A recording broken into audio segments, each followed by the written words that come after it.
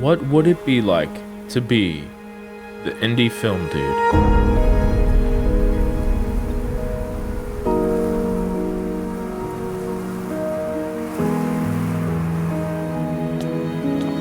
Taking walks in the park. Finding ways to ball on a budget.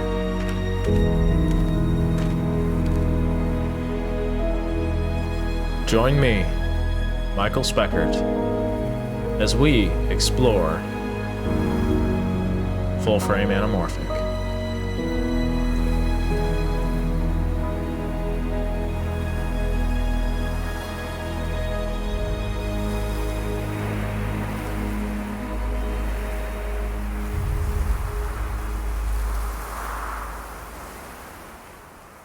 Take off your hat and then put it on.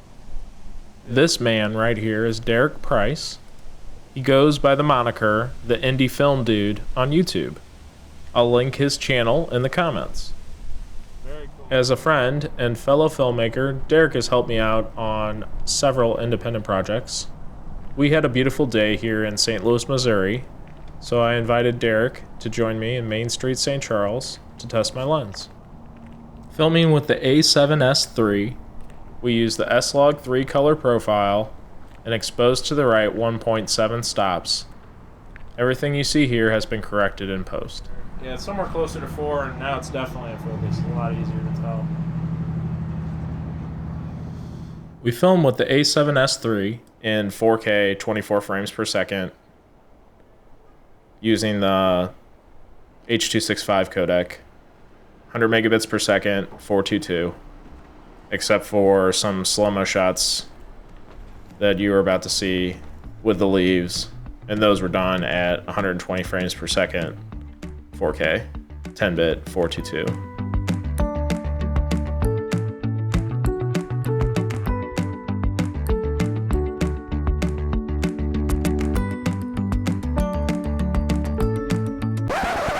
Okay, so the slow-mo leaf drop was a bit underwhelming, but we were having a good time goofing around. I'm going to do more testing with the lens under different conditions to see how it performs, but I want to share some of my initial impressions. I really enjoy the image quality. Some of my favorite films were shot on anamorphic lenses. Those lenses have 2x squeeze factors, and this lens has a 1.6 squeeze factor. However, this lens does give you a taste of those characteristics.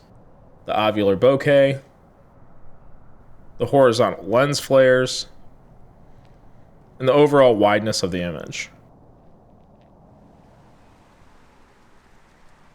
It's pretty amazing that Sirui was able to provide a full-frame anamorphic solution for $1,200 through an Indiegogo campaign. The lens is not perfect. The first issue I noticed is the focus throw. It's about 90 degrees, and I would love to see the focus throw be closer to 180 degrees. I find it extremely difficult with this lens wide open at t2.9 to track focus with subjects moving towards the lens or away from the lens. It is very easy to overshoot your focus changes. I think the small size of this lens is fantastic. The problem I have is with my A7S III being smaller than the lens, I have to mount the lens to a tripod plate. This is a problem because the mount on the lens is only a single 1/4-20 thread.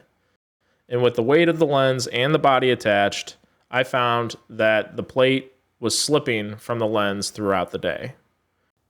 If there were a version 2 of this lens, I would love to see 2 of these 1/4-20 mounting points so that you can screw in 2 screws from your tripod plate into the lens to avoid this problem of slippage.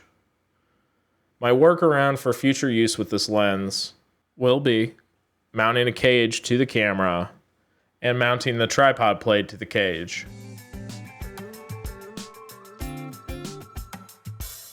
I would like to note that the lens has an 82mm filter thread. which enabled me to use my Peter McKinnon 6-9 stop variable ND for all of the shots captured in this test. And for the last few shots, which I have labeled, I've stacked a black mist filter. I would love to hear what you think about the lens and its image quality in the comments, and if this was helpful, please leave me a thumbs up. Thanks!